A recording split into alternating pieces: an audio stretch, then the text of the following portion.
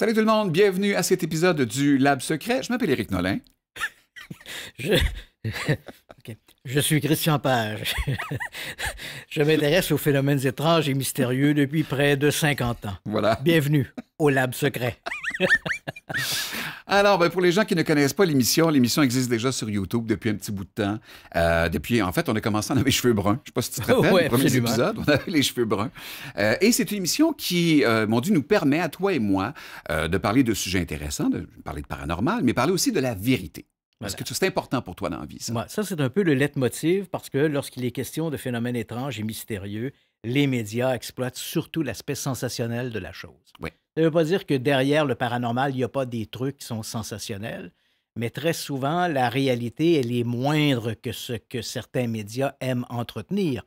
Et donc, cette plateforme qui était le Lab Secret et qui est toujours le Lab Secret nous permet de se retrouver, d'échanger autour de l'information parce que, en même temps, au-delà de ce qui se fait dans les médias, il faut quand même savoir qu'il existe toute une communauté invisible de gens qui travaillent, qui sont dans des domaines, des sphères d'activité scientifique, historiques, archéologiques et autres, et qui se sont intéressés à ces phénomènes ou qui s'y intéressent à ces phénomènes, mais qui malheureusement ne prennent jamais la parole dans les médias. Donc, moi, j'essaie d'agir un peu comme la courroie de transmission, de prendre cette information qui est publiée dans des périodiques souvent scientifiques, mais qui lit les périodiques scientifiques, voilà, et j'essaie donc de vulgariser l'information pour l'amener, la rendre accessible à tout un chacun. On fait également des mises à jour aussi sur Oui. certains, parce que le sujet d'aujourd'hui, on en a déjà parlé dans un épisode du Lab Secret. Aujourd'hui, tu nous parles de... Aujourd'hui, je te parle de la disparition d'Amelia Earhart. Et pourquoi je te parle de cette disparition? Parce que, dans un premier temps, c'est l'un de mes sujets favoris, à tout le moins dans le sens de énigmes historiques. C'est vraiment ce qui m'allume dans l'univers du paranormal. Ce sont les énigmes historiques. Et dans le cas d'Amelia Earhart, c'est vrai qu'au cours des dernières années, il y a eu plusieurs émissions pseudo-documentaires dans lesquelles on essayait de nous faire croire qu'on avait peut-être retrouvé l'appareil d'Amelia Earhart, qu'on avait peut-être retrouvé l'aviatrice disparue. Et c'est un sujet donc qui est très polarisant. J'ai donc décidé de reprendre un peu cette histoire-là et de faire un peu un bilan de comment les événements se sont produits à l'époque, en 1937, qu'est-ce que l'on sait de la disparition d'Amelia Earhart. Et au cours des dernières années, et je parle de trucs tout à fait récents, là, 2023, 2024, l'histoire est rebondie dans les médias avec de nouvelles informations. Et c'est vrai que pour le public, on a l'impression qu'on a peut-être retrouvé l'avion d'Amelia Earhart. Même des médias ont titré « On a retrouvé l'avion d'Amelia Earhart ». Il faut quand même mettre un Même pas bémol. avec un point d'interrogation Non, à la même fin, pas. parce qu'ils Non, font ça des fois pour... Oui, mais c'était vraiment une affirmation. L'avion d'Amelia Earhart a été retrouvé OK. sans même prendre le temps de vérifier l'information. Et bon, je pense que là-dessus, il faut mettre un peu un bémol aujourd'hui. Et donc, j'ai décidé de te parler de ce sujet. Premier sujet dont moi je vais te parler, en fait, c'est parce que je suis un amateur de cinéma, d'effets spéciaux depuis des années. Un de mes films préférés dans ma jeunesse, et c'est drôle parce que moi, c'est un de mes films préférés, puis toi, tu ne l'as pas aimé du tout, c'est Poltergeist. Ouais. Un film qui est sorti en 1982. Le réalisateur, c'est Tobe Hooper, bien que plusieurs vont dire que c'est Steven Spielberg. Je sais pas, tu regardes des photos du making-of ou de la façon dont ils ont fait le film, c'est tout le temps Spielberg qui est là. En fait, Spielberg a coécrit ce Ouais. film-là, et il était en même temps en train de travailler sur E.T. Alors, les studios ont dit, il n'est pas question que tu fasses deux films en même temps. Nous pensons que E.T. va connaître un grand succès. Occupe-toi de ce film-là. Mais quand même, il a été très, très souvent sur... Et il s'est inspiré, en fait, de deux histoires. La tienne, c'est quoi? La première histoire qui a alimenté Poltergeist, c'est une histoire qui remonte aux années 50 de mémoire. C'est un poltergeist qui avait fait une histoire de poltergeist, donc des manifestations, coups frappés dans les murs, meubles qui bougent et tout le reste. Et ça s'était produit dans dans une petite maison, un bungalow en fait, sur Long Island. Et à l'époque, la presse avait surnommé cette affaire-là l'affaire du poltergeist Popper. Pourquoi Popper? Parce que la principale manifestation du poltergeist, c'était des bouteilles, principalement des bouteilles de shampoing ou des bouteilles de médicaments, dont le bouchon était littéralement éjecté de la bouteille. Les bouteilles tombaient sur le sol, se déversaient. Donc, la presse avait baptisé l'affaire le poltergeist Popper. Et ça avait alimenté, à un moment donné, la télévision était présente sur place, on suivait les événements en direct. Et l'affaire n'a jamais été officiellement expliquée. Les phénomènes se sont arrêtés d'eux-mêmes. Quoique, on a beaucoup suspecté, parce que dans la maison, il y avait 2 enfants ou 3 enfants, et on a fortement suspecté les enfants d'être un peu derrière les manifestations. Mais quand je dis derrière, c'est vraiment derrière dans le sens de manipulation. OK, c'était Donc, pas les catalyseurs des non, événements. c'était pas les OK. catalyseurs. Donc, par exemple, des journalistes qui étaient présents disaient, bon, quand on détournait le regard, à un moment donné, un incident qui avait été rapporté, c'était une petite statuette qui avait été lancée sur le mur Ouais. et ça se produisait quand les journalistes ne regardaient pas. Donc, à un moment, bang, la statuette revole sur le mur. Les journalistes se retournent et là, ben, ils voient un des enfants qui est dans la cuisine, mais il aurait très bien pu lancer la statuette sur le mur. Donc, il y a toute une controverse autour de ça. Mais l'affaire, à l'époque, avait alimenté suffisamment la presse pour qu'on en parle là, énormément. Et c'est un des événements qui a inspiré le film Poltergeist. Également la série Twilight Zone, l'épisode numéro 26 de la saison 3, qui s'appelait Little Lost Girl, où la jeune fille disparaissait, ne pouvait communiquer avec ses parents que par le biais du téléviseur. Fait que c'est un peu ça, finalement, l'histoire du film Poltergeist. Oui. Ça se passe en Californie, petite région. En fait, c'est début des années 80, l'extension des régions. De plus en plus de terrains se vendent rapidement. Souvent, on ne fait pas ce qu'il faut pour libérer les terrains, exemple d'un cimetière. Ouais. C'est ce qui est arrivé dans ce cas-ci, c'est qu'on a construit un village en entier sur un ancien cimetière, alors que tout le monde avait dit que le cimetière avait été déplacé, alors que ce n'était que les pierres tombales qui ont été déplacées. Et d'ailleurs, pendant le tournage du film, JoBeth Williams, qui faisait la mère, Diane Freeling, dans le film, a dit que régulièrement, elle retournait chez elle, les cadres tombaient, il y a des choses qui arrivaient régulièrement. Tu te rappelles-tu de la scène des squelettes? Ouais. Où la mère tombe dans sa propre piscine un jour de pluie, et pendant qu'elle tente de se sortir de l'eau, il y a des squelettes qui arrivent à la surface. On est tous horrifiés de ça. On se dit, bon, c'est du cinéma, ils ont fait ça en plastique, en polymère ou peu importe. Ils ont su après que c'était des vrais squelettes. Ça coûtait moins cher acheter Ouais. de véritables squelettes Exactement. que d'en commander ou d'en faire fabriquer en plastique. Et tout ça fait en sorte que les gens commençaient à penser qu'il y avait des choses étranges qui arrivaient. Quelques mois après la sortie du film, la jeune fille qui jouait le rôle de la sœur de Caroline, qui est tout le temps appelée pour rentrer dans la télévision, malheureusement, Dominique Dunn A été assassinée. a été assassinée par son copain. Rappelle-toi dans le film Poltergeist 2 à quel point le révérend Kane, le vieux monsieur qu'on voit dans le film, on se disait quel incroyable maquillage. Non, le monsieur était sur le point de mourir. Le monsieur avait un cancer du côlon. Il savait qu'il était en phase terminale, mais il voulait absolument faire le film. Et c'est ce qui donne l'impression que cet homme-là est sur le point de mourir. Il était sur le point de mourir. Également, le chaman qui joue dans le film numéro 2, Poltergeist numéro 2. Le comédien s'appelle Will Sampson. Il jouait le rôle de Taylor, le chaman. En arrivant sur le plateau, il n'a pas arrêté de dire qu'il trouvait que c'était lourd comme ambiance, qu'il se passait quelque chose sur ce plateau-là. Et il est décédé 1 an après la sortie du film également. Alors, c'est un paquet de phénomènes qui sont arrivés. Et Heather O'Rourke également, Caroline, la jeune demoiselle, est décédée d'une maladie assez particulière. Une espèce d'infection pulmonaire, je crois, ou un truc Oui, comme ça. effectivement. Alors, tous ces phénomènes-là font en sorte que le film, même 40 ans après, même si c'est considéré comme un classique de l'horreur, a toujours cette espèce de stigmate autour de lui, comme quoi tous les comédiens qui ont touché, même Craig T. Nelson, qui jouait le père, a vécu également les phénomènes paranormaux. C'est peut-être juste une série d'addons, mais ça reste encore aujourd'hui l'espèce d'aura qu'il y a autour du film Poltergeist. Je crois que dans le cas de Poltergeist 3 également, là, corrige-moi, mais je pense que certaines scènes ont été tournées après le décès de la jeune fille. Même dans le film Poltergeist 3, Caroline. tu le vois qu'elle est sur médication. Elle a les joues enflées. Au début, on pensait que c'était des prothèses, mais pas du tout. Ça a été vraiment sur médication. Puis oui, comme tu le dis, il y a quelques scènes qui ont été Quelques scènes vers la fin où on la voit généralement de dos. Donc, Ouais. on a pris une comédienne de dos qui avait à peu près la taille, les cheveux, tout ça. Exact. Mais on voit clairement que la caméra évite de trop insister sur la fillette en question. Et là, Oui. on comprend que parce qu'il s'agit d'une doublure. Qu'est-ce que tu n'as pas aimé dans ce film-là? Moi, je trouvais que c'était un film qui... c'était comme trop, là, le truc, le trou dans le... Le portail avec oui, l'espèce le de... portail. Oui, puis oui, là, non, je comprends. on va chercher la Ouais. fillette, puis on envoie des trucs, là, la balle qui passe d'une dimension à l'autre. Ça devenait un peu comme... Il est où ton cœur d'enfant, Christian? je sais, mais... Nomination pour 3 Oscars quand même. Oui, mais c'est un film, c'est ça. Je pense que c'est l'aspect beaucoup trop... trop bande dessinée à un moment donné là, qui fait que moi, j'ai décroché. Je trouvais que c'était intéressant. Les premières manifestations, les meubles qui bougeaient, les Ouais. chaises qui s'empilaient, ce genre de trucs. Ouais. Il y avait des éléments intéressants. Mais à partir du moment où Caroline se retrouve dans l'autre dimension et la mère va chercher sa fillette, là, j'ai trouvé que là, on tombait un peu dans la bande dessinée. Bon. Bon, Nouveauté, Amelia Earhart. Ça fait des années qu'on en parle ici. oui, Et ce n'est pas un vieux sujet dont on parle aujourd'hui, c'est une mise à jour sur ce cas, on peut dire mythique. voilà.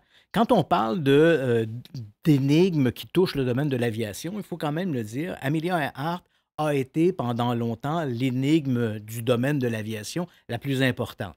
Il aura fallu attendre 2014, la disparition du MH370 Oui.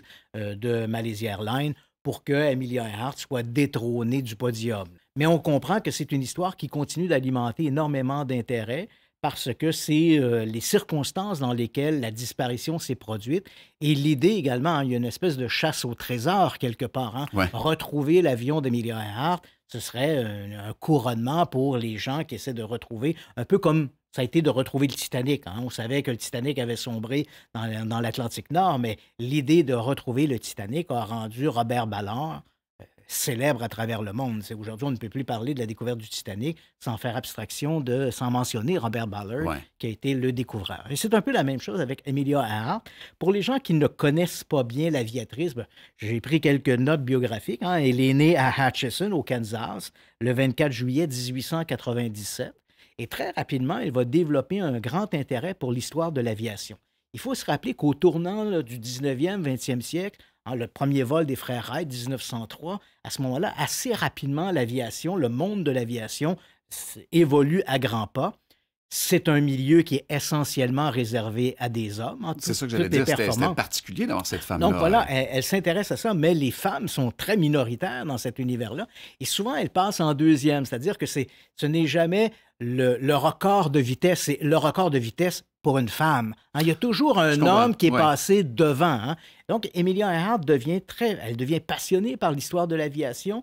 Elle va rapidement acquérir certains records, mais encore une fois, hein, elle est la première femme à traverser l'Atlantique comme copilote. Elle n'est pas, tu comprends? Donc, Je comprends, OK. donc, puis quand on dit comme copilote, hein, elle devient la première femme à traverser l'Atlantique comme copilote, mais en réalité, elle était davantage comme une passagère. Hein. Elle devient, en 1932, la première femme à traverser l'Atlantique en solitaire. Oui. Mais il faut quand même savoir qu'en mai 1927, Charles Lindbergh C'est ça que j'allais avait dire. été le C'est premier ça, à OK. traverser l'Atlantique. Donc, on voit, c'est toujours... elle accumule des records de vitesse, records d'altitude, première femme à traverser l'Atlantique en solitaire, mais c'est souvent à la remorque d'un monde qui est dominé par les hommes. Et là arrive finalement son grand projet. Un projet où les hommes ne se sont pas affichés. Et son grand projet, c'est de faire le tour du monde à bord d'un avion. Parce qu'il faut comprendre qu'à la fin des années 20 et début des années 30, l'idée de traverser l'Atlantique n'avait que deux possibilités. Ou bien on prenait un transatlantique, donc par bateau, et les plus nantis pouvaient toujours traverser l'Atlantique sur des dirigeables. Oui. Hein, donc, on avait ces grands dirigeables. Malheureusement, l'explosion à Lakers de Lindenburg a un peu scellé l'histoire des dirigeables. Mais tellement médiatisé, Oui, en très plus. médiatisé. Oui. Et c'était à peu près les deux seuls moyens qu'on pouvait rêver de traverser l'Atlantique. Mais à ce moment-là, donc au tournant des années 20, 1930, on commence à se dire que peut-être que le domaine de l'aviation, qui est en pleine expansion, pourra éventuellement, à court terme, produire des avions suffisamment performants pour pouvoir traverser l'Atlantique. Et c'est là que naît dans l'esprit d'Amelia Earhart ce fameux projet de faire le tour du monde avec un avion. Elle ne le fera pas seule. Hein, elle prend un navigateur, un certain Fred Noonan. Elle fait un choix. Son choix se porte d'ailleurs sur un excellent appareil qui est un Lockheed 10E, un Lockheed Electra. C'est un très bon appareil qui peut contenir, généralement, c'est un appareil qui va servir à transporter une quinzaine, une vingtaine de passagers et également du fret. Est-ce que ce sont les mêmes Lockheed qui ont fait tous les avions pour l'armée américaine Oui, par oui, la la même suite? compagnie. OK, Oui, c'est la Lockheed même Martin, compagnie Lockheed Lockheed. Martin. Ouais, OK. voilà. Donc, elle a cette idée-là et elle porte son choix sur cet appareil. Malheureusement, sa première tentative, en mars 1937, elle décide de faire le tour du monde en volant vers l'ouest et en revenant vers l'est. Et malheureusement, elle part de la Californie, se rend à Hawaï et au moment de redécoller d'Hawaï, un cisaillement du vent fait que l'appareil s'écrase en bout de piste. Donc, l'appareil est ramené aux usines de Burbank il est réparé, on le transforme complètement. Il faut savoir que tous les sièges ont été retirés pour en faire littéralement un réservoir de carburant volant, là, c'est un peu l'idée. Oui, parce que c'est Et ça, t'arrêtes où mettre les... C'est pas comme quand voilà. tu t'arrêtes pas aux dinosaures, comme Voilà, quand tu descends à Québec, là. voilà, et les appareils au Madrid. Et il faut quand même le savoir, c'était des appareils qui étaient peu performants comparés aux appareils d'aujourd'hui. On parle ici d'appareils à hélice. On ne parle pas de vitesse de 700-800 km/h, là, comme on est capable d'enregistrer sur des Airbus et tout le reste. Et ce sont des moteurs qui consomment énormément de carburant. Donc, après cette tentative ratée en mars 1937, l'appareil est ramené à Burbank, on répare le fameux Lockheed Electra. Il est fin prêt à ce moment-là pour entreprendre la nouvelle traversée. Emilia Earhart s'est ravisée. Elle a décidé de faire son tour du monde, mais plutôt en volant vers l'est et revenant vers l'ouest. Et tu as bien compris qu'on ne peut pas faire ça d'un seul coup d'aile. Ben non. Donc, son idée, c'est de partir, bon, à partir des usines de Burbank, elle va gagner la Floride. De la Floride, ensuite, elle va essayer de suivre le plus possible la ligne de l'équateur. Donc, elle se rend jusqu'en Amérique du Sud, hein, jusqu'au Brésil. Ensuite, elle gagne la côte africaine, traverse toute l'Afrique, traverse l'Inde également. On la retrouve éventuellement dans le sud-est asiatique. Elle va descendre vers la Malaisie et ensuite, elle rejoint l'Australie, le nord de l'Australie. Et son dernier point de chute, c'est la petite ville, en fait un village qui s'appelle Lae en Nouvelle-Zélande. Le niveau de préparation que ça doit prendre, Christian. Ah, absolument. Il n'y a pas de Il GPS n'y à a pas de l'époque, là? GPS, elle a un navigateur avec des cartes et tout le reste. Et en Wow. même temps, il faut quand même savoir que l'expérience, elle est financée par son mari, George Putnam. Là, certains diront, ah oui, il y a un homme derrière la femme. Oh, Mais franchement. mais c'est quand même, il faut quand même le dire, ce n'est pas une exploitation du vol d'Emilia Earhart. C'est vraiment du donnant-donnant, hein. George Putnam est le propriétaire des éditions Putnam à New York et il a signé un contrat avec son épouse, mais ça se fait sur des bases professionnelles. Il s'est assuré d'avoir l'exclusivité du rapport de voyage, hein, parce que c'est une aventure extraordinaire. Ouais. Jamais personne n'a vu ça. Et les journaux, les magazines de Putnam suivent au pas à pas un peu l'évolution du vol d'Emilia Earhart. Ils ont séparé la relation de la business, là, Voilà, carrément. absolument. OK. Et il faut quand même le dire, l'aventure de Charles Lindbergh, qui a raconté son voyage de 33 heures lorsqu'il avait traversé l'Atlantique en 1927, on est en mai 1927, avait été vendu à des millions d'exemplaires, hein. C'est un ouvrage qui s'était vendu, qui avait connu un énorme succès. Donc, on s'imagine que l'aventure d'Emilia Earhart, qui fait le tour du monde à bord d'un avion, va susciter autant d'intérêt auprès des lecteurs. Arrive donc cette dernière étape, le vol de La Haye vers... En fait, elle doit retourner aux îles Hawaï et ensuite la Californie. Elle aura complété le trajet. Mais évidemment, on ne peut pas partir de La Haye en Nouvelle-Guinée et se rendre à l'archipel des îles Hawaï. La distance est trop grande. Or, entre les deux, il y a une toute petite île, vraiment un point perdu au milieu du Pacifique, qui est l'île de Howland. Emilia Earhart, on comprend pourquoi, au tout début, dans sa première idée, elle avait choisi de faire de ce trajet-là le point de départ de son épopée, parce qu'elle était en forme, elle était reposée et elle savait que c'était le moment le plus difficile du vol. Mais malheureusement, il y a eu ce crash à l'aéroport d'Hawaï. On Ouais. est obligé de ramener l'appareil et là, elle s'est ravisée. Donc, elle se retrouve donc à La Haye. Et cette fois, ce n'est plus la première étape, mais la dernière étape de son vol. Les dernières images que l'on a d'elle, on le voit, elle est fatiguée. Elle a les traits tirés.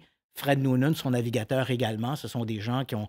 Ça fait quand même un mois qu'ils volent continuellement, hein. Ils ne font que des arrêts, ravitaillement en carburant, quelques heures de sommeil, on reprend l'épopée. Et le son doit être assourdissant pendant Assourdissant, des heures bien sûr, et des bien heures, sûr. là. Et là, et à ce moment-là, donc, elle décolle de l'aéroport de La Haye.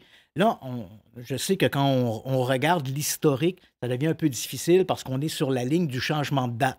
On a l'impression qu'elle décolle le 2, puis elle arrive toujours le 2, 20 heures plus tard, et on est toujours le 2. Mais c'est parce qu'on est sur la ligne de départ. Donc, c'est pas OK. une erreur des gens qui ont fait un tracé chronologique du vol Oui, de oui. Emilia Earhart. C'est vraiment parce qu'on est sur la ligne de changement de date. Donc, elle décolle de l'aéroport de La Haye. Encore une fois, je le mentionne, c'est un tout petit village. Elle doit donc voler pendant une vingtaine d'heures. On reste toujours le 2 juillet.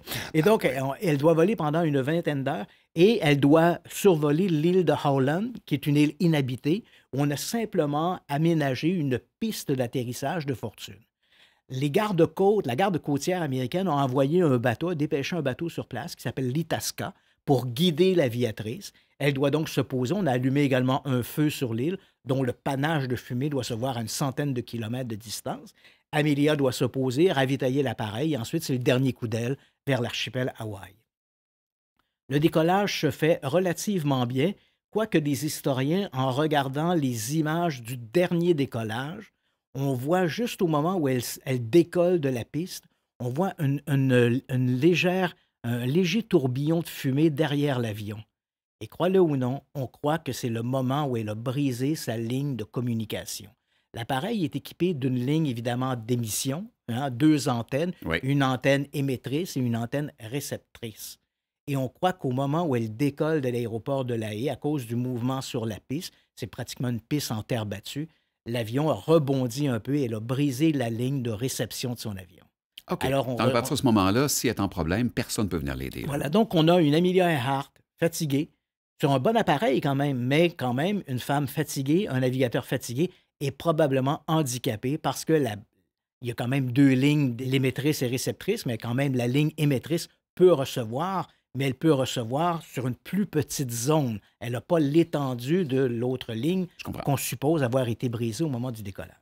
Donc, une vingtaine d'heures plus tard, on retrouve Amelia Earhart, elle est au-dessus du Pacifique, et là, tout va de travers. Donc, Amelia Earhart commence par communiquer avec l'Itasca, ce fameux navire de la garde côtière qui mouille dans les eaux de l'île Howland. Qui est là pour la guider. Qui est là pour la guider. Les sans-filis, hein, c'est le nom des radios, des gens qui sont à bord des radios. Les sans-fils, hein, les sans-filis. On était à la radio sans fil, hein, OK. hein, grâce à Marconi, c'est la radio sans fil. Donc, les sans-filis de l'Itasca reçoivent Amelia Earhart. Ils entendent ces communications claires et fortes. Hein, elle dit, voilà, je me dirige vers l'île Howland, la température est mauvaise. On est en fin de nuit à ce moment-là. Donc, on suppose que les lueurs de l'aube vont apparaître très bientôt. Elle dit que les conditions de météo sont mauvaises. Et là, elle dit quelque chose d'assez étonnant. Elle dit, je ne vois pas l'île Howland. Évidemment, les gens se disent, mais pourtant, avec le panache de fumée, elle devrait le voir au moins à 100 km de distance. C'est vrai qu'on est encore de nuit, mais avec les premières lueurs de l'aube, elle devrait être en mesure de les voir et de se guider. Et comme le signal est bon, on imagine qu'on est dans un certain périmètre. Voilà, donc on se dit, puisqu'on l'entend bien, elle doit être à proximité de l'île Howland. Et on tente de communiquer avec Emilia. À ce moment-là, les sans-filis contactent l'appareil. On peut faire une triangulation pour essayer de guider l'appareil en fonction des points, des azimuts où l'appareil se trouve. Et là, on constate que Amelia Earhart ne reçoit jamais le signal. Donc, elle continue de parler. Elle contacte l'Itasca à nouveau. Elle dit, Itasca, je ne vous reçois pas. Est-ce que vous m'entendez? Je passe. Et là, elle change de longueur de fréquence. On espère éventuellement établir un contact, mais ça n'arrivera jamais. Et éventuellement, Amelia Earhart, toujours en se plaignant, parce qu'on le voit au ton de sa voix, elle ne voit pas non seulement l'île Howland, mais en plus, elle annonce que ses réserves de carburant diminuent dangereusement. Et puis, au dernier moment, elle dit, ben voilà, je suis sur la ligne. Elle donne une position, là. Je suis sur la ligne 130, 157, un truc comme ça, indiquant qu'elle vole du nord au sud. Et c'est le dernier message d'Amelia Earhart. L'appareil disparaît. OK. Amelia Earhart, non seulement était une héroïne, hein, mais en même temps, c'était une proche, parmi ses amis proches, bon, avec son époux, George Putnam, ils avaient la famille Roosevelt, hein, le président Franklin Roosevelt. Donc, Franklin Roosevelt était très préoccupé par le sort d'Amelia Earhart, et qui plus est aussi avait un aspect un peu nationaliste là-dedans. Hein. C'est l'héroïne américaine, c'est la femme qui remplace Charles Lindbergh. Il y a comme toute une espèce d'aura autour de ça. On va entreprendre, à cette époque, c'est probablement les plus importantes recherches en mer jamais entreprises pour retrouver un appareil. On ne retrouvera pas Amelia Earhart. Elle est donc disparue.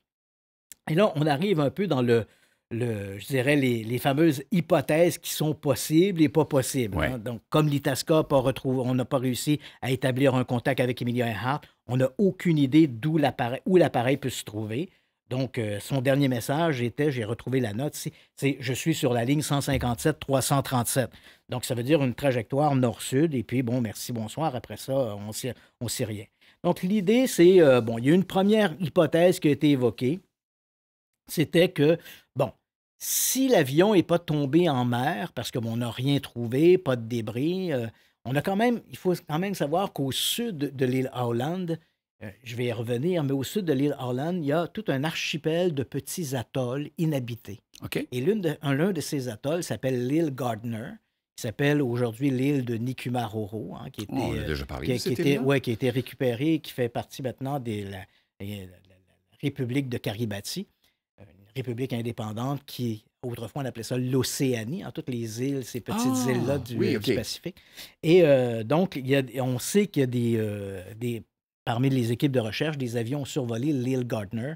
Et c'est intéressant de savoir que l'un des pilotes a dit: J'ai l'impression d'avoir vu de la fumée sur l'île Gardner qui est supposée être inhabitée, mais à cause du mauvais temps, ils ont pas approfondi la recherche. Donc, l'île Gardner a été éventuellement abandonnée. Avec les années, évidemment, Emilia Earhart est devenue un mythe. Et ensuite, il y a eu, parce que peu de temps après, c'est la Deuxième Guerre mondiale qui éclate. Il y a une occupation japonaise à peu près de toutes les îles du Pacifique Sud. Et l'une des hypothèses qui va être évoquée, hein, sur la disparition d'Emilia Earhart, et on va même d'ailleurs faire un film dans les années 40 où on reprend un peu cette histoire-là, on s'inspire de ça, c'est que Amelia Earhart n'aurait pas volé vers l'île Holland, mais aurait plutôt volé vers les îles Marshall. Autrement dit, là, toute l'histoire du message de détresse vers l'île Ouais. Holland était un subterfuge parce qu'elle devait survoler les îles Marshall.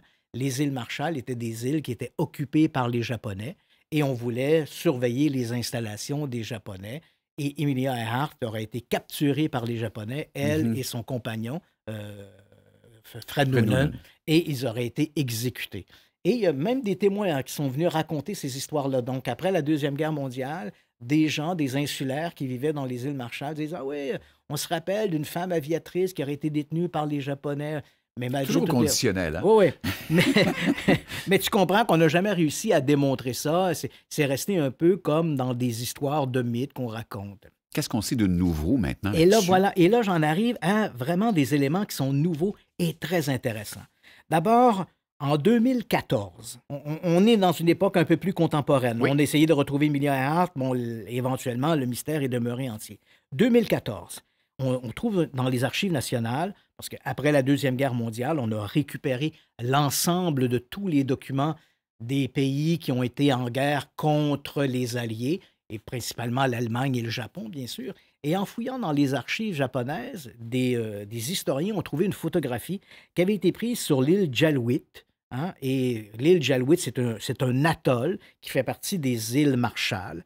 Et sur cette photo, qui n'était pas datée, hein, mais on voyait par l'environnement de la photographie qu'il devait s'agir d'une photo de la fin des années 30, début des années 40, uniquement à voir les installations portuaires, par exemple, parce que la photo, c'est une photographie portuaire. On voit un quai. Et là, au loin, tout au bout du quai, on a l'impression de voir une personne assez frêle, mais tu me diras que les gens du sud-est asiatique, même les hommes, sont relativement Oui, frêles. effectivement. Mais on voit sur cette photo une personne de dos relativement frêle qui est accroupie et qui ressemble, hein, par la chevelure, on a l'impression que c'est une chevelure un peu à la garçonne, comme avait Emilia Earhart. Et on voit un peu sur le côté du quai, hein, je rappelle, c'est une photographie, là, je te détaille la photographie. Oui. Et un peu sur le côté du quai, regardant au loin, on a l'impression d'un homme qui semble être de type caucasien. Donc, pas un individu du sud-est asiatique ou des Philippines, mais vraiment un type caucasien. Et au loin, on voit dans le port une espèce de cargo, un charbonnier. Et derrière le charbonnier, on a l'impression d'y voir une espèce de chaland sur lequel se trouve peut-être l'épave d'un avion. On sait, c'est Le l'image que nombre l'on. de peut-être et de il Ah, semblerait que tu non, viens de dire, c'est fou. il y a il y a beaucoup de peut-être là-dedans. Donc, cette photo-là, hein, éventuellement, est publiée dans des magazines. Des gens qui s'intéressent à l'affaire Amelia Earhart vont spéculer sur l'origine de la photo. Et éventuellement, en 2017, le History Channel, l'équivalent Oui. de notre canal Historia ici, va faire un documentaire qui s'appelle Emilia, The Lost Evidence, l'évidence perdue. Bon, la problématique ici, tu comprends qu'elle s'inscrit, on fait on remonte en amont, et là, on nous reprend l'histoire de peut-être que Amelia Earhart n'allait pas vers l'île Holland, mais allait peut-être vers les îles Marshall. Elle aurait été capturée par les Japonais, et cette photographie vient prouver hein, cette capture aux mains des Japonais, puisqu'on est sur l'atoll Jaliout, qui fait partie des îles Marshall, qui étaient occupées par les Japonais. La problématique de ça, c'est quand la photo a été présentée, c'est quand même incroyable de faire un documentaire entier sur l'histoire d'une photo dont on n'a pas la date et on n'a pas de documentation vraiment. Ben, ils n'ont pas fait ça pendant 3 ans de temps avec genre nos ancêtres, les extraterrestres, ça fait de même. Ou on creuse à Oak Island depuis 12 ans pour trouver des clous. Là. Oh, j'ai trouvé un clou! C'est un clou des Templiers. C'est pas n'importe quoi. Et éventuellement, quand la photo a été présentée dans ce documentaire Discovery Channel, il y a des gens qui sont spécialisés notamment dans l'histoire de l'occupation japonaise. Et en voyant cette photo-là, ils ont dit non, on la connaît, cette photo-là. Elle a fait l'objet d'une publication en 1935 dans un beau livre qui était ce qu'on appelait, tu sais, les livres pour une table de café, etc. Un livre d'images. Je sais comment dire ça, je n'étais pas là en 1935. Non, mais c'est un beau livre d'images qu'on laissait traîner sur les tables pour que les gens les feuillettent. Et ce livre-là montrait notamment c'était tout un ensemble de photos qui avaient été prises dans différents archipels des îles Marshall. Et cette photographie, elle faisait partie du nombre de photos qui figuraient dans ce livre-là. Mais tu comprends, comme le livre a été publié en 1935, il ne peut donc pas s'agir d'Amelia Earhart puisque son vol s'est produit en 1937. Donc, c'était 2 ans avant qu'Amelia Earhart décolle pour son vol autour du monde. Et au moins, il faut quand même le souligner, à partir du moment où on a identifié la photographie, on a identifié la date de publication, le réseau History Channel ont retiré ce documentaire. C'est rare, ça. Absolument. Ils ne l'ont, donc, soulignons-le, oui. C'est quand même un bon coup. Ils ne l'ont même pas représenté en rediffusion, malgré l'investissement, le coût de production du documentaire, à partir du moment où la photographie a été clairement identifiée et on a retrouvé l'original qui ne laissait aucun doute sur l'année de 1935, le documentaire a été retiré. Alors, est-ce que le mystère reste entier? Non, pas tout à fait. Donc, on sait maintenant que l'histoire de la photographie du quai à Jaliout, ça, il faut mettre ça de côté. Arrive maintenant l'affaire de l'île Howland. Ça, c'est particulièrement intéressant. Donc, l'île Howland, depuis le début de notre conversation, on en parle, c'était le point d'arrêt d'Amelia Earhart, le fameux point d'arrêt qu'elle a raté. Et puis voilà qu'en 2024, une équipe de gens qui s'intéressent à l'histoire d'Amelia Earhart, une organisation qui s'appelle le Deep Sea Vision, c'est une compagnie de la Caroline du Sud. Ces gens-là se sont rendus à l'île Howland et ils sont partis du principe que si Amelia Earhart était tombée à la mer, bien probablement qu'elle devait circuler autour de l'île Howland. Donc, les chances de retrouver l'appareil, c'est sûr qu'on peut toujours se dire, oui, mais si l'appareil était tombé en mer ou près de l'île Howland, les gens de l'Itasca ou les équipes de recherche l'auraient peut-être retrouvé. Mais c'est quand même ce que l'on dit, c'est un coup d'essai. On se dit pourquoi pas. Oui. On sait qu'elle devait aller là. Donc, commençons par là. Donc, cette équipe, Deep Sea Vision, se rend sur place. Ils vont faire descendre des systèmes, notamment un sonar à écolocalisation latérale. Ils vont donc faire descendre le sonar. Il faut savoir que le plancher océanique à cet endroit-là oscille entre 4 000 et 6 000 mètres de profondeur. OK, c'est 5-6 kilomètres de profond. Oui. Et rien que pour te donner une idée, là, on parle souvent du Titanic et du drame du Titan, le sous-marin qui a implosé près du Titanic. Oui. Le Titanic se trouve à 4 000 mètres de profondeur. Donc, c'est ce qu'on appelle le plancher de l'océan. Mais dans le cas de l'île Howland, il y a certaines descentes qui vont jusqu'à 6 000 mètres de profondeur. Et en faisant descendre donc ce fameux sonar, ils ont capté un écho qui ressemble étrangement à un avion. Donc, l'image qu'on voyait du fond marin, on voit le fond qui semble être sablonneux, et soudain, au milieu de ce fond relativement monotone, on voit apparaître une forme qui ressemble à la forme d'un Lockheed Electra. C'est là, quand je te disais tantôt, que des journaux... Et là, on est en 2024. Oui, tu comprends? C'est l'an passé. Et c'est l'an passé. Et on voyait des journaux dire « On a retrouvé l'avion d'Amelia Earhart » sans même se poser la question. Ce n'est qu'une image pour l'instant. C'est l'image sonore d'une forme qui rappelle un avion. Moi, je dois t'avouer que quand j'ai vu l'image, j'ai trouvé ça très intéressant parce que effectivement, Il y a des caractéristiques sur un Lockheed Electra, par exemple, la queue de l'appareil. Oui. C'est une double aile. Ce n'est pas une aile tout court, mais c'est vraiment un plateau avec deux ailes. Et l'image que l'on voyait sur le sonore ressemblait étrangement à ça. Ma première interrogation a été quand même de me dire, c'est surprenant que s'il s'agissait de l'avion d'Emilia Earhart, elle serait au fond de la mer depuis 1937. C'est ça que j'allais dire, la pression en Bon, plus. d'abord, et d'imaginer que l'appareil soit de... Parce que l'image ne montre pas des morceaux d'un avion. C'est L'image sonore semblait montrer un appareil complet, intact. Puis là, on se pose la question, comment... Bon, l'idée que l'appareil aurait pu amérir et demeurer d'un seul morceau me semble très invraisemblable. Ensuite, que l'appareil ait sombré, soit quelque part entre 4000 et 6000 mètres de profondeur, et qu'il soit dans un aussi bon état, c'est peu vraisemblable. Il faut savoir que les appareils de cette époque, et c'était vrai pour le Lockheed Electra, mais c'était vrai pour d'autres appareils, ils avaient une espèce de coquille qui était fabriquée en aluminium. Hein, la structure extérieure, le fuselage était fait en aluminium, mais la structure intérieure était essentiellement en bois. Donc, il est peu vraisemblable que tout ça soit demeuré intact après littéralement 80 ans sous la mer. Il faut être réaliste. Hein. Si on retrouve un jour l'avion d'Amelia Earhart, on ne va certainement retrouver que les pièces lourdes, le train d'atterrissage, les moteurs, mais pour le reste, il y a peu de chances de retrouver des parties du fuselage, les ailes ou tout Si ça. c'est en bois, c'est terminé, là. Oui, voilà. L'image qu'on se fait de retrouver un bel avion là, reposant sur le fond de la mer, là, ça, c'est un mythe. Il ne faut pas imaginer ça. Donc, mais cette image-là était quand même très intéressante. Les découvreurs, hein, le groupe de Deep Sea Vision, eux-mêmes ont quand même précisé que ce n'était qu'une image sonore, floue, Ouais. et il faut Comme donc... la plupart des photos dans le paranormal. Dans le paranormal, d'ailleurs, d'ailleurs, comme je dis souvent, les photos floues ne font que prouver qu'une seule chose, la mauvaise qualité du photographe. Mais, Ou la mauvaise foi du photographe, un des deux. mais au moins, bon, Deep Sea Vision, donc cette image-là, on était au tout début de 2024, on était au printemps 2024. Ils sont retournés cet automne, donc à l'automne 2024. OK. Ils sont retournés sur place. Cette fois, ils ont fait descendre des caméras sous-marines à la profondeur, à l'endroit exactement où il y avait eu cette espèce de, entre guillemets, géolocation. Et ce qu'ils ont découvert, c'est qu'il ne s'agissait finalement que d'un monticule rocheux. Hein, donc une forme rocheuse, OK. une crête rocheuse qui donne un peu l'aspect d'un avion. C'est pas la première fois qu'on se fait tromper par des crêtes rocheuses. Hein. Rappelle-toi le fameux visage de Mars qui avait fait tant fantasmer dans les années 70 les amateurs de mystère. On voyait une espèce de visage Oui. qui finalement n'était qu'une crête rocheuse qui donnait un peu cette impression-là.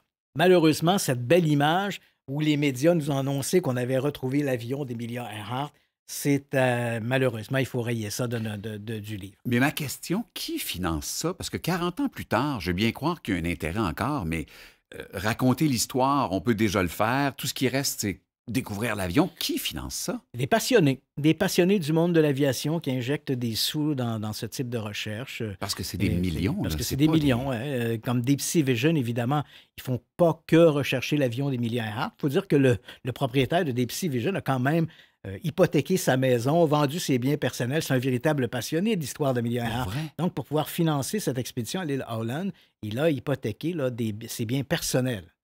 Et finalement, on arrive à notre dernière alternative, notre hypothèse la plus vraisemblable, et celle que je favorise, bien sûr. Quand je t'ai parlé plus tôt de l'île Howland, je t'ai dit, si on était dans la peau d'Emilia Earhart Oui. et on est au-dessus de l'île Howland, qu'on ne voit pas, on a deux possibilités.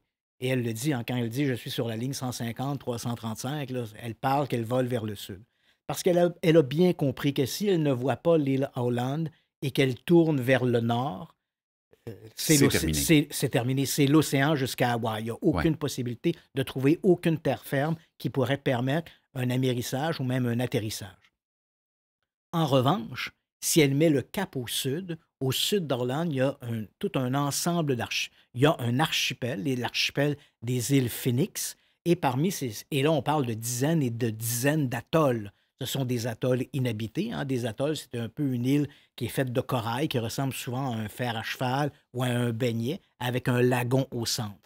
Donc, elle savait, Amelia Earhart, que si elle tournait vers le sud, elle survolerait l'archipel des îles Phoenix, avec bien sûr tous ces atolls, et elle pouvait espérer tenter un amérissage aux côtés de l'atoll ou dans le lagon de l'atoll. Mais au moins, il y avait une terre ferme et attendre que les recherches arrivent.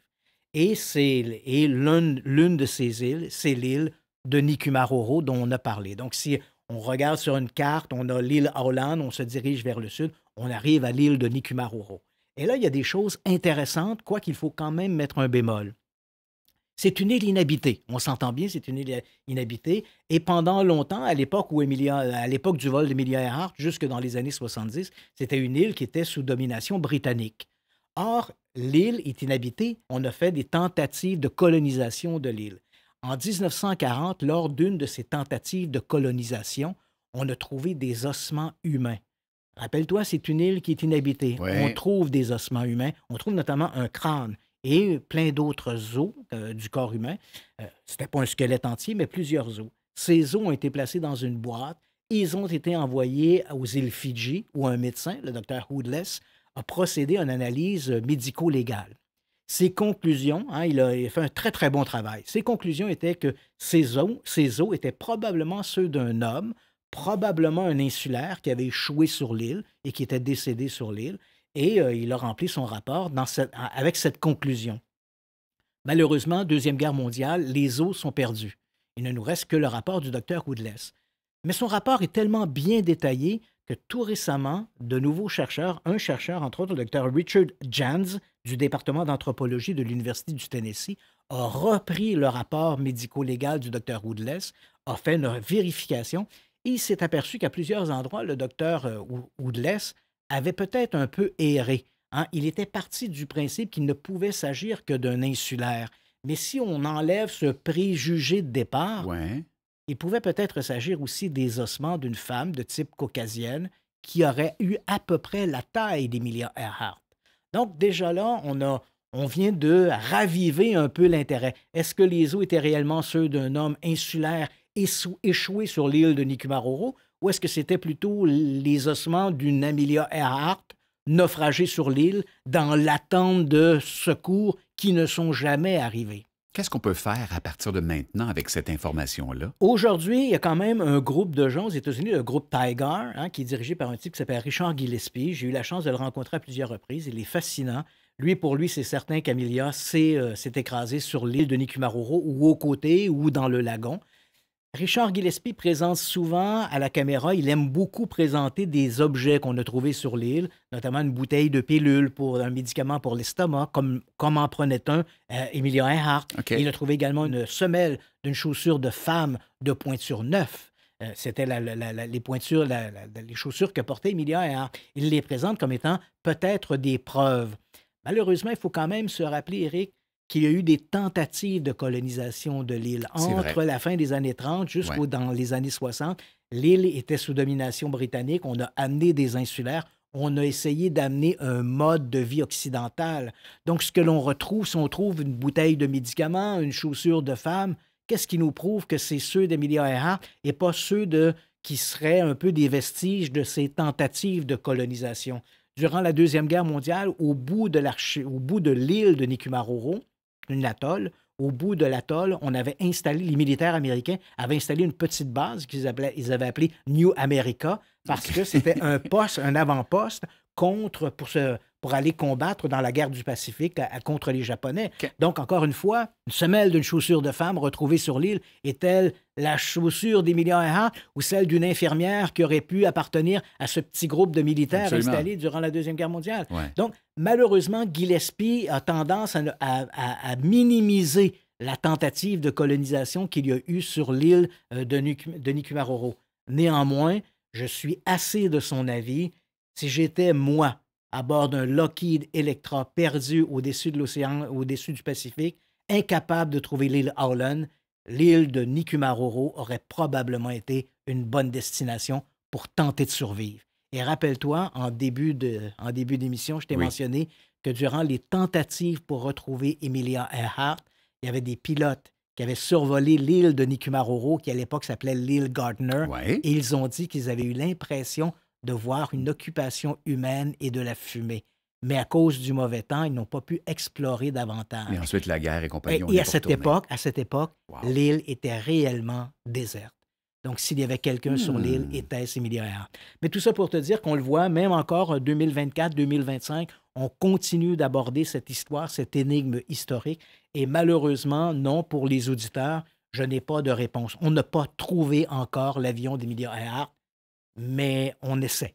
Avec tout ce qui se passe, de toute façon, avec l'intelligence artificielle, on trouve de nouvelles recettes à chaque semaine pour développer certaines choses, pour avoir un nouveau code, pour mieux comprendre. Je suis certain qu'on aura à un moment donné une façon de mieux trianguler ce qu'on a à partir des infos, parce qu'on a vraiment toutes les infos de vol. Oui, absolument. Et c'est amusant ce que tu dis, parce que c'est l'an passé ou il y a 2 ans, l'équipe de Tiger, donc ceux qui favorisent l'île de Nikumaroro comme étant la destination finale d'Emilia Earhart, ils ont entrepris durant l'été, ils y étaient, ça fait à peu près 2 ans de ça, ils y sont retournés durant l'été, accompagnés de Robert Ballard, celui qui a trouvé le Titanic. Oui. Donc, il était avec eux, ils ont exploré le tour de l'île, ils n'ont malheureusement rien trouvé. Ils espéraient trouver des débris d'un avion. Ils avaient des équipements là, de très haute technologie, particulièrement sophistiqués pour détecter des débris métalliques. Parce que ce que l'on recherche, on ne cherche plus un avion entier. Non, je l'ai bien mentionné, on cherche ou les moteurs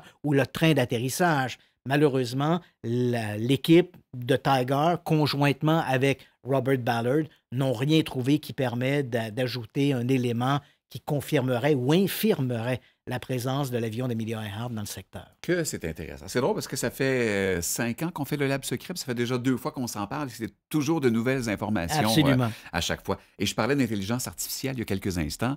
Je vais t'en reparler dans un autre épisode. Est-ce que l'intelligence artificielle est en train de tuer le paranormal?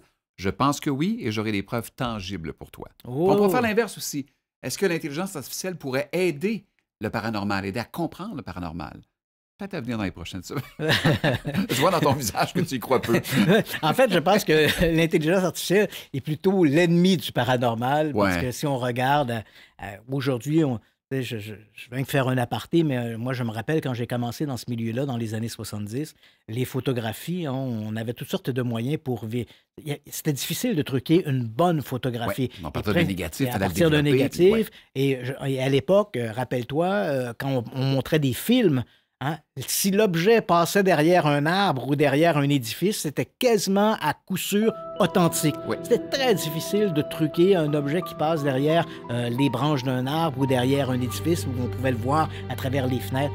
Aujourd'hui, l'intelligence artificielle peut faire des merveilles. C'est un filtre TikTok. Voilà. Pour vrai, il a fait ça TikTok extraterrestre. Ça marche, c'est cœur. Bon, mais Christian, merci beaucoup. Ça fait plaisir. Merci à vous d'avoir été là et à bientôt pour un autre épisode du Lab Secret.